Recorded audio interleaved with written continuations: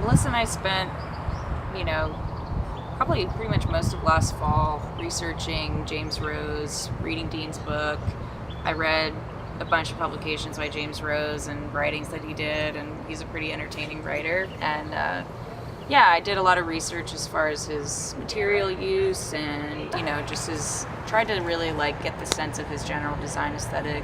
I think Rose had to do a lot with very little based off of his own personal means and just necessity. So I relate to that a lot, actually. Being a student who doesn't have a lot, I have to be really creative with what I do have, and it's really inspiring to see somebody take, I think it's a quarter-acre lot or eighth of an acre lot that his house is on, to take that small of a space and transform it so you no longer feel like you're in the New Jersey suburbs. You feel as though you're totally immersed in a whole other world.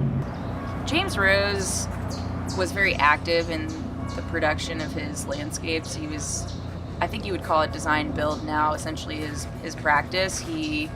And I believe very strongly in participating in the construction of your designs, because you understand so much more what goes into producing them. I spent the last 7 years as a contractor working on historic buildings primarily. I mostly specialize in historic window restoration and residential painting. I designed the woven fence from an example found in Rose's house, and I sort of fabricated an emulation of that fence based off of photographs of his design, and so that was that was lumber that we purchased and wove through some dowels. And then what else did we do? The benches my partner Mickey fabricated from steel and concrete pavers, similar but not exactly the same, but similar to a design that was also at Rose's house. The Zendo wall was created to emulate the upper porch area in Rose's house. He has this second story outdoor living area that had, in his creation of it, was fiberglass, I believe.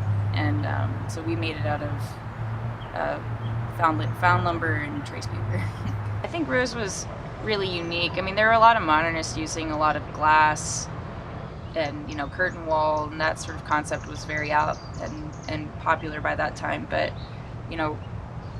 Rose's whole approach was trying to blur the lines between indoors and out, and it's something that I value and constantly I'm seeking out in my own spaces, to be able to feel like I'm inside and outside at the same time, and having more living space for, space, as he described it, space for living, by blurring those lines. Yeah, I sort of wanted to play with people's perceptions of indoors and out, and, I sort of thought of the glass wall of the gallery as sort of potentially mimicking that sort of interior, exterior, and having the mulch and the stone pavers and the plants in there. Just sort of wanted people to feel as if they were in a rose garden.